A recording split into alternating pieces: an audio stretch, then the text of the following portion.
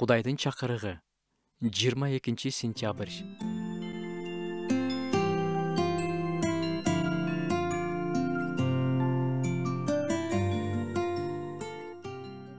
Бүгүн сиз менен 138 забурдан аяттарды окум келди.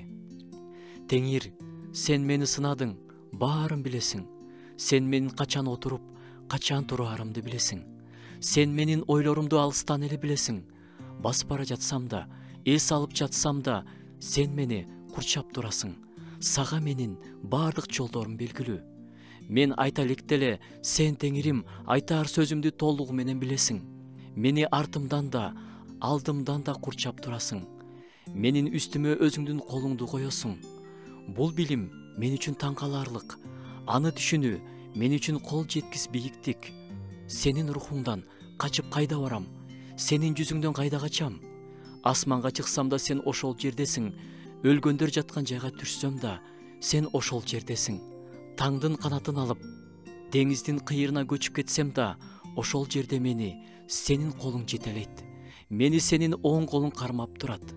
Эгерде мен, мүмкүн мени караңгылык жашырып калар, менин тегерегимдеги жарык караңгы болуп калар десем да, караңгылык мени сенден жашыра албайт. Түн да күндөй жарык. Жарык кандай болсо, караңгы да ошондой. Анткени менин ички мүчөлөрүмдү сен жараткансың. Сен мени энемдин ичинде токугансың. Мен сени даңктайм.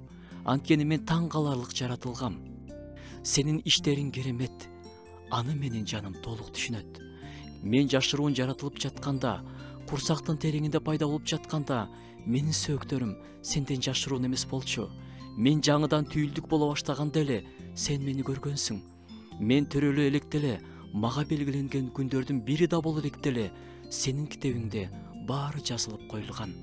Кудайым, сенин ойлоруң мен үчүн кандай баалуу, алардын саны кандай көп. Мен аларды санай турган болсом, алар кумдан да көп. Мен ойгонгондо да сени мененмин. Керемет сөздөр. Өз апабыз көрө электе эле Кудай бизди көргөн. Ал өзү бизди апабыздын ичинде токуган. Азыр да бизди алдыбыздан, артыбыздан курчап турат. Бир дагы кадамыбыз анын көз жаздымында калбайт. Андан жашынып калчу жер жок. Биз жалгыз калган убак болбойт. Ал бизди курчап турат.